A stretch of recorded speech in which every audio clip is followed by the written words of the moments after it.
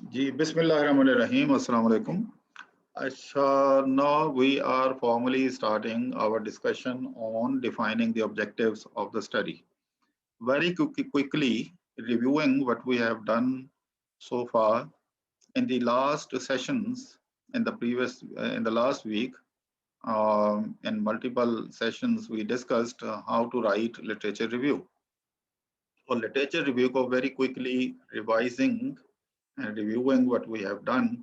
Literature review में हमारे जो स्टेप्स हैं उसमें ये कि number one, we should be clear about the topic following the general to specific approach. ये मैं यहाँ आ जाता हूँ। ये this is what we did in the last week. तो हमने सबसे पहले ये करना है, we have to access the relevant websites and then organising the literature articles, और फिर उनको पढ़ना कि इसमें क्या मेरे टॉपिक और मेरे एरिया ऑफ रिसर्च से रेलेवेंट है या नहीं है। ठीक है, उसके बाद एक एक आर्टिकल को देख के then you have to make your own folder using the EndNote. उसका तरीका मैंने सिखाया था कि एंड नोट में अगर किसी ने दोबारा से उसको देखना है तो वो उसकी वीडियो एंड नोट से रिलेटेड जो है उस लेक्चर को आप देख सकते हैं दोबारा वीडियो से, या अपने नोट से आप देख सकते हैं। तो बहरहाल, तो relevancy, sufficiency, following the general to specific approach, finalizing the topic, title, और फिर अब लिटरेचर रिव्यू कैसे लिखते हैं, ये उसका आज हम वेरी ब्रीफली वेरी क्विकली हम करेंगे रिव्यू, जो हम लास्ट वीक कर चुके हैं डिस्कशन। अच्छा, जब आप आर्टिकल्स की एक लिस्ट प्रिपेयर कर लेते हैं और ये आर्टिकल्स जो हैं वो आपके टॉपिक और एरिया ऑफ रिसर्च से रिलेटेड हैं, तो उसके लिखने के कई तरीके हैं। उसमें से एक क्रोनोलॉजिकल ऑर्डर। क्रोनोलॉजिकल ऑर्डर क्या है? Order to more recent publications. इससे आपको अंदाजा होता है कि कौन सा पीरियड है, कौन सी ड्यूरेशन है, कौन सा टाइम स्पैन है जिसमें आपके टॉपिक और एरिया से रिलेटेड सबसे ज्यादा रिसर्च हुई है, क्योंकि you are actually organising your write up according to the years period, 5 year period, then another 5 year span, then another 5 year span, या कोई भी आप इसकी डिस्ट्रीब्यूशन डिवीजन कर सकते हैं। उससे आपको पता चलेगा कि इसकी इम्पोर्टेंस जो है ओवर द इयर्स, उसकी सिग्निफिकेंस कितनी है, उसकी इम्पोर्टेंस कितनी है, whether more studies are being conducted, more studies are being added in this particular area which you have selected, which you have analyzed।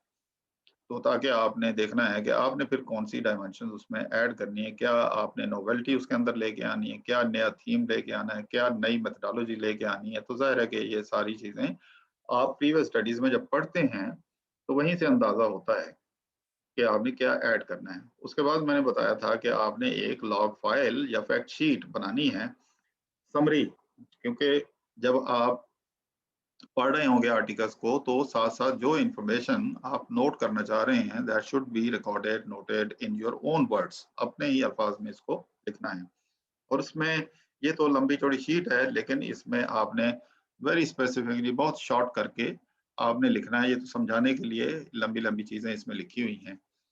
तो आपने यहाँ पे ऑथर का नाम और ईयर में जो ईयर ऑफ पब्लिकेशन, पैरेंथेसिस में ईयर ऑफ पब्लिकेशन, और फिर आर्टिकल्स का टाइटल और उसके कीवर्ड्स। तो ये हर रो में एक आर्टिकल की समरी आती है, रो वाइज। तो कॉलम वाइज ये 4-5 कॉलम्स हैं। इनमें से मैंने बताया था कि आप रिकमेंडेशंस और मेन फाइंडिंग्स को आप मर्ज भी कर सकते हैं, लेकिन मेथडोलॉजी का कॉलम अलग होना जरूरी है। तो बहरहाल 3-4 चीजें। नंबर वन, उसका name and the year of publication, title और कीवर्ड्स, और उसके बाद मेन फाइंडिंग्स बुलेट पॉइंट्स में, अपने वर्ड्स में, कॉपी पेस्ट नहीं, अपने वर्ड्स में पढ़ें। एक आपने पेज पढ़ा, 2 पेज पढ़े, उसमें से जो जो फाइंडिंग्स आपको मिल रही हैं उनको बुलेट पॉइंट्स में लिख दें।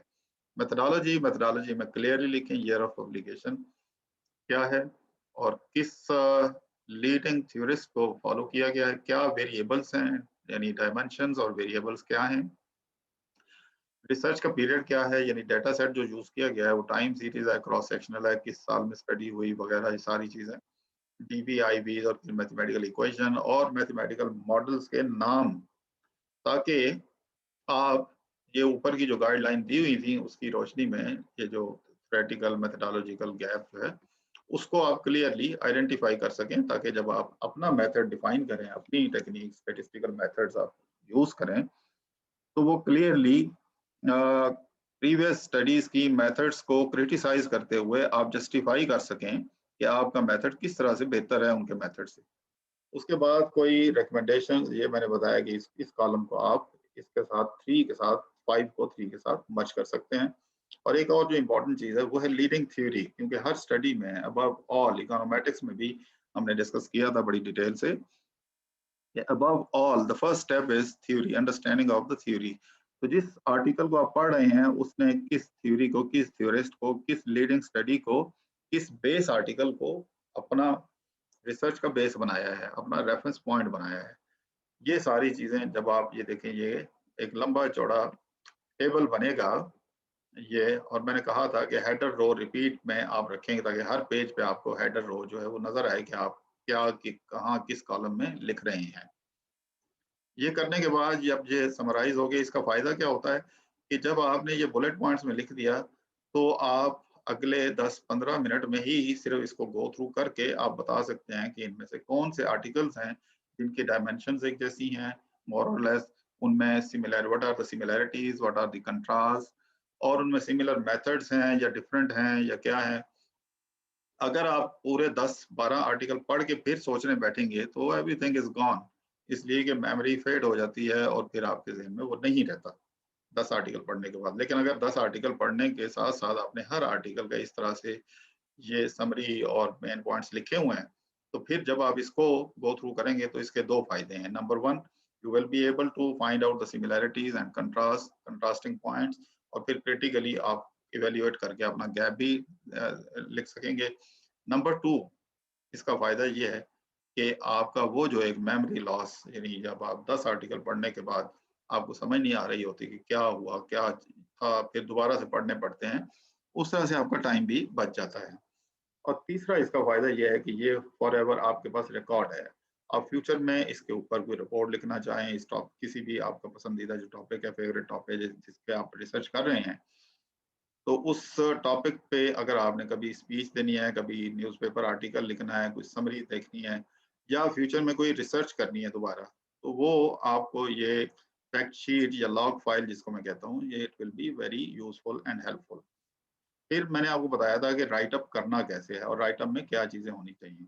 तो राइट अप में आपने सबसे पहले डिस्क्राइब करना है, यानी इंट्रोडक्शन, आप focus, purpose of the study, फिर मेन बॉडी और उसका आउटकम, और फिर अपना रास्ता बनाते हुए आप बताते हैं।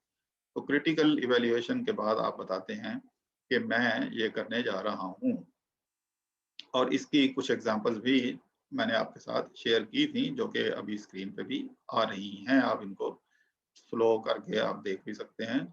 अच्छा, एक टॉपिक जो मैंने आपके साथ शेयर किया था कि एक जो हमारे आज मेरे स्टूडेंट ने जिस पे रिसर्च की थी, उसमें उसने जब लिटरेचर रिव्यू में से गैप निकाला तो वो कैसे था।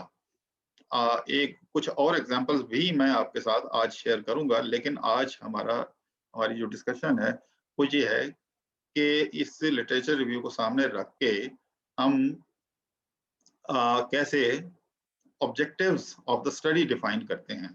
एक तो रिसर्चेबल गैप कैसे निकालते हैं और ऑब्जेक्टिव्स ऑफ द स्टडी, और फिर रिसर्च क्वेश्चंस कैसे बनाते हैं।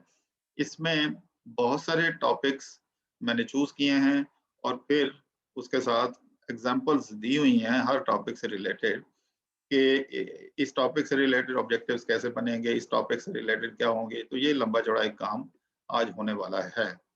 तो अभी in second part of the recording, inshallah, and second part of the discussion, we will be discussing how to relate, how to get benefit out of literature review and state objectives of the study.